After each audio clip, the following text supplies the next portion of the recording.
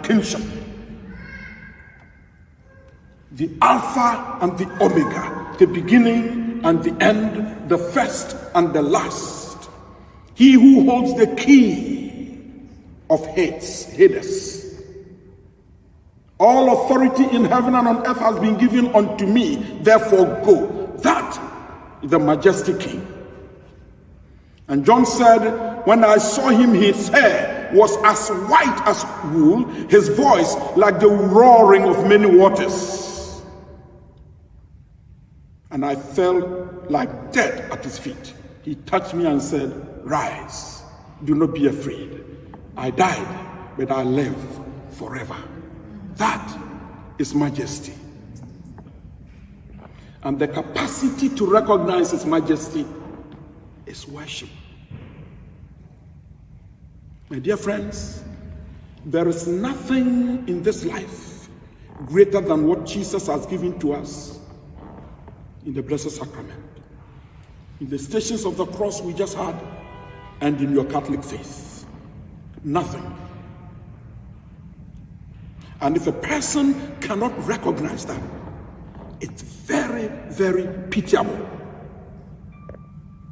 My prayer is that as we have made our journey all the way from Africa to be here in New Jersey, we are not just here to make money and die and go. We are here with a greater agenda. Now, being here to make money and enjoy and have fun and die and go is good, but not good enough. The Lord has a bigger agenda for you. He has a bigger purpose for you. And those of us who hold the message of the cross, that's our agenda. And so on that note, I want to zoom in to conclude our 3-day journey. And we have journeyed on the theme, the transforming power of the cross. And we have seen that the cross really is at the very center of life, the center of creation. We looked at the imagery of the garden and the human person, Adam and Eve, placed at the center of the garden. And the tree of life and the tree of the knowledge of good and evil at the very center of the garden. We know the choice and we know the consequences. And we know the decision of God in calling Abraham and charting the path of blessing. And the coming at the appointed time, the Son of God coming, conceived and born, conceived by the Holy Spirit and born of a woman. That being conceived and born of a woman is what we call the incarnation, the Word becoming flesh. And that is the first pillar I want us to take note of. And the second pillar is when he mounts the cross. So tonight we have the incarnation and the cross, both at the center of human life. To understand the cross, you have to situate that in the context of the incarnation. He had to become human before he could die.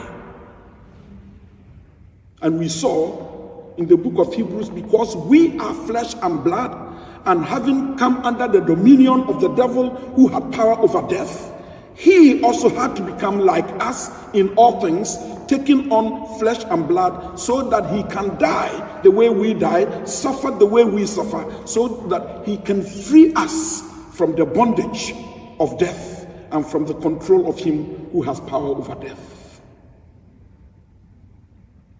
Now, the incarnation speaks about who we are. Jesus became human like us, to say that victory